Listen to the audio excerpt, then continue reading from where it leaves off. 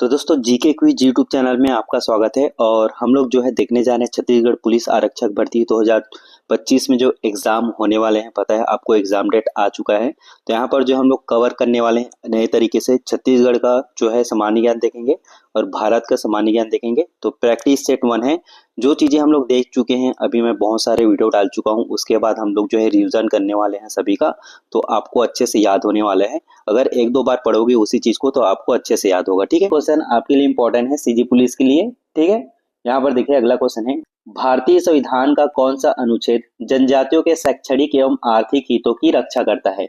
तो कौन सा अनुच्छेद है जो जनजातियों के शैक्षणिक एवं आर्थिक हितों की रक्षा करता है?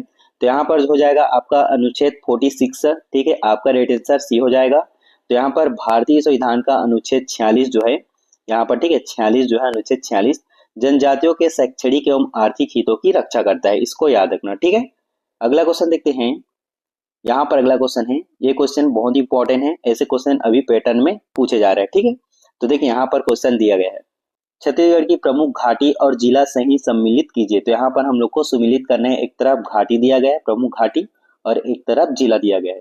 तो देखिए यहाँ पर विंता घाटी जो है आपका यहाँ पर बस्तर में आ जाएगा। पहला जो है विंता घाटी, ठीक है, तो आपका 3rd नंबर पे चला जाएगा बस्तर जिला में। और यहाँ पर है झीरम घाटी।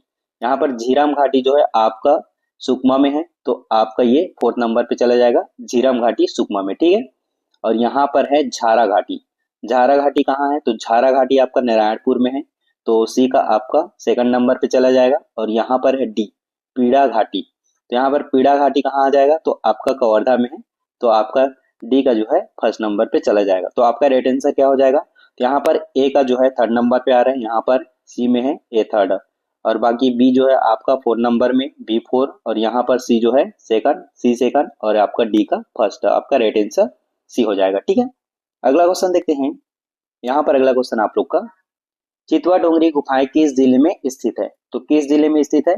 तो देखिए यहाँ पर जो है चितवा डोंगरी गुफाएं जो है राजनांदगांव में स्थित था पहले। ठीक है, अभी जो है नवीन जिला बनने के बाद ये आ जाएगा मोहला मानपुर अंबागढ़ चौकी। ठीक है, मोहला मानपुर अंबागढ़ चौकी इस जिले में स्थित है अभी। ठीक है, अभी वर्तमान में जब वो बना है ना, क्या बोलते हैं, नए जिले, तो ये आपका मोहला मानपुर अंबागढ़ चौकी में आ जाएगा। ठीक है, पूर्व में पूछा जाए तो राजनांदगांव आपका सही आंसर हो जाएगा। ठीक है, अगला क्वेश्चन देखते हैं।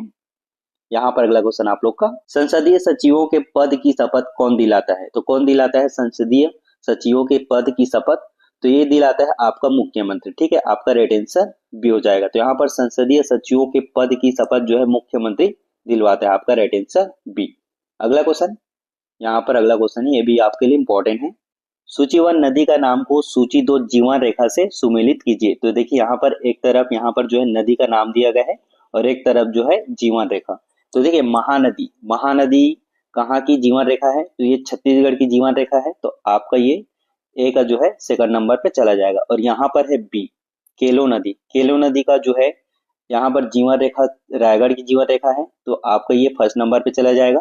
और यहाँ पर है सी इंद्रावती नदी, कहाँ का जीवन रेखा है? तो ये आपका जो है बस्तर क्षेत्र की जीवन रेखा है, तो ये आपका जो है सी का आपका 4 नंबर पे चला जाएगा। और यहाँ पर है डी रिहन नदी। रिहन नदी जो है सरगुजा की जीवन रेखा है, तो आपका ये डी का जो है 3rd नंबर पे चला जाएगा। तो आपका राइट आंसर क्या हो जाएगा? तो आपका ए का जो है 2nd नंबर पे जा रहा है। ठीक है, तो देखिए यहाँ पर बी में है ए 2nd और यहाँ पर डी में है ए 2nd, और आपका बी जो है आपका 1st नंबर पे जा रहा है। तो यहाँ पर बी में नहीं है, तो यहाँ पर आपका डी में है, बी 1st और सी आपका 4 सी 4, और आपका डी का जो है 3rd डी 3rd। तो आपका राइट आंसर डी हो जाएगा। अगला क्वेश्चन देखते हैं। यहाँ पर अगला क्वेश्चन आप लोग का, छत्तीसगढ़ के निर्माण के लिए लोकसभा द्वारा विधेयक पारित किया गया। तो कब किया गया था छत्तीसगढ़ के निर्माण के लिए लोकसभा द्वारा विधेयक पारित? तो ये किया गया था आपका 31 जुलाई 2000 को। तो आपका राइट आंसर सी हो जाएगा। अगला क्वेश्चन देखते हैं। अगला क्वेश्चन है, छत्तीसगढ़ में कबीरपंथ के अनुयायियों की वर्तमान प्रमुख गुरु गद्दी कहाँ स्थित है? तो कहाँ स्थित है? तो ये आपका आ जाएगा दामाखेड़ा में स्थित है, तो आपका राइट आंसर डी हो जाएगा। अगला क्वेश्चन देखते हैं। यहाँ पर अगला क्वेश्चन है, मैनपाट में तिब्बतियों को किस वर्ष बसाया गया? तो किस वर्ष बसाया गया मैनपाट में तिब्बतियों को? तो ये बसाया गया था आपका 1962 में, तो आपका राइट आंसर बी हो जाएगा 1962 में। ठीक है, अगला क्वेश्चन देखते हैं। यहाँ पर अगला क्वेश्चन है, छत्तीसगढ़ प्रदेश में सबसे बड़ी मिलेट प्रसंस्करण इकाई कहाँ स्थित है? तो कहाँ स्थित है मिलेट प्रसंस्करण इकाई? तो आपका ये जो है छत्तीसगढ़ में सबसे बड़ी मिलेट प्रसंस्करण इकाई जो है नथिया नवा गांव में स्थित है। तो आपका राइट आंसर यहाँ पर ए हो जाएगा, नथिया नवा गांव। ये जो है कांकेर के अंतर्गत आता है, ठीक है, कांकेर जिले के अंतर्गत। अगला क्वेश्चन देखते हैं। यहाँ पर अगला क्वेश्चन आप लोग का, दल्ली राजहरा लौह अयस्क का क्षेत्र का मालिक कौन है? तो यहाँ पर देखिए दल्ली राजहरा लौह अयस्क का क्षेत्र का मालिक पूछा गया है, तो कौन सा है? तो यहाँ पर देखिए डी आपका राइट आंसर हो जाएगा, भिलाई इस्पात संयंत्र हो जाएगा आपका राइट आंसर। तो यहाँ पर दल्ली राजहरा लौह अयस्क क्षेत्रों का जो है मालिक भिलाई इस्पात संयंत्र, बीएसपी शॉर्ट फॉर्म में इसको बीएसपी बोला जाता है, ठीक है। तो आपका राइट आंसर डी हो जाएगा। अगला क्वेश्चन देखते हैं। यहाँ पर अगला क्वेश्चन है, छत्तीसगढ़ में ब्रिटिश शासन की स्थापना के पश्चात हुई घटनाओं को उनके वर्ष से सुमेलित कीजिए। तो देखिए यहाँ पर घटनाएं दिए गए हैं और यहाँ पर वर्ष। तो देखिए यहाँ पर हम लोग सुमेलित करते हैं, ठीक है। तो यहाँ पर देखिए छत्तीसगढ़ संभाग की स्थापना, तो छत्तीसगढ़ संभाग की स्थापना कब हुई? तो ये हुई थी 1862 में। तो आपका ये 4th नंबर पे चला जाएगा, ठीक है, 1862। और यहाँ पर है भी बिलासपुर जिला प्रथम भू बंदोबस्त, तो ये कब हुआ था?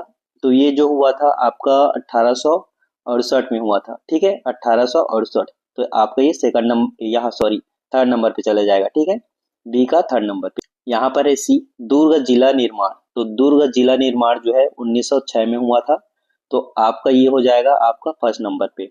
और यहाँ पर है डी कैप्टन इलियट की नियुक्ति, तो कब हुआ था कैप्टन इलियट की नियुक्ति? तो ये हुआ था आपका 1857। तो आपका ये सेकंड नंबर पे चला जाएगा। तो आपका राइट आंसर क्या हो जाएगा? तो ए का आपका जो है 4th नंबर पे जा रहा है। देखिए यहाँ पर ऑप्शन में नहीं दिया गया है A4, आप इसको ऑप्शन बना लेना, ठीक है। बी का आपका जो है 3rd नंबर पे गया है, बी 3rd। और यहाँ पर जो है सी का आपका 1st नंबर पे और डी आपका जो है 2nd नंबर पे, ठीक है। अगला क्वेश्चन देखते हैं। यहाँ पर अगला क्वेश्चन आप लोग का, हिमालय की सबसे बाहरी श्रृंखला को क्या कहा जाता है? तो क्या कहा जाता है हिमालय की सबसे बाहरी श्रृंखला को? तो ये जो है भारत का सामान्य ज्ञान से लिया गया है, ठीक है, सभी क्वेश्चन आपके लिए इंपॉर्टेंट है। तो देखिए हिमालय की सबसे बाहरी श्रृंखला को आपका शिवालिक कहा जाता है, और इसको ये भी कहा जाता है, इसे जो है बाहरी हिमालय भी कहा जाता है, इसको भी याद रखना, ठीक है, बाहरी हिमालय भी कहा जाता है, ठीक है। अगला क्वेश्चन देखते हैं। यहाँ पर अगला क्वेश्चन है, गरबा नृत्य जिसे यूनेस्को की मान्यता की अमूर्त सांस्कृतिक विरासत की सूची में शामिल किया गया है, यह किस राज्य से संबंधित है? तो किस राज्य से संबंधित है? तो ये जो है गुजरात से संबंधित है। तो आपका राइट आंसर सी हो जाएगा। अगला क्वेश्चन देखते हैं। यहाँ पर अगला क्वेश्चन है, निम्नलिखित में से किसने कहा भारत भारतीयों के लिए है? तो किसने कहा था यहाँ पर भारत भारतीयों के लिए है? तो ये कहा था दयानंद सरस्वती ने कहा था। तो आपका राइट आंसर सी हो जाएगा, ठीक है। अगला क्वेश्चन देखते हैं। यहाँ पर अगला क्वेश्चन है, निम्नलिखित में से कौन सी नास्तिक विचारधारा है? तो यहाँ पर कौन सी जो है नास्तिक विचारधारा है? तो देखिए यहाँ पर जो है बौद्ध, ठीक है, बौद्ध जो है नास्तिक विचारधारा है। तो यहाँ पर देखिए चार्वाक, ठीक है, इसको याद रखना, चार्वाक, जैन और ये बौद्ध, ठीक है, ये जो है दर्शन ईश्वर या वेदों पर विश्वास नहीं करते, ठीक है, ये जो है नास्तिक विचारधारा है, इसको याद रखना, ठीक है। अगला क्वेश्चन देखते हैं। यहाँ पर अगला क्वेश्चन है, केंद्रीय औद्योगिक सुरक्षा बल CISF के महानिदेशक के रूप में नियुक्त होने वाली पहली महिला अधिकारी कौन है? तो कौन है? तो पहली महिला अधिकारी यहाँ पर CISF के महानिदेशक के रूप में नियुक्त होने वाली पहली महिला अधिकारी, तो ये हो जाएंगे नीना सिंह। तो आपका राइट आंसर ए हो जाएगा।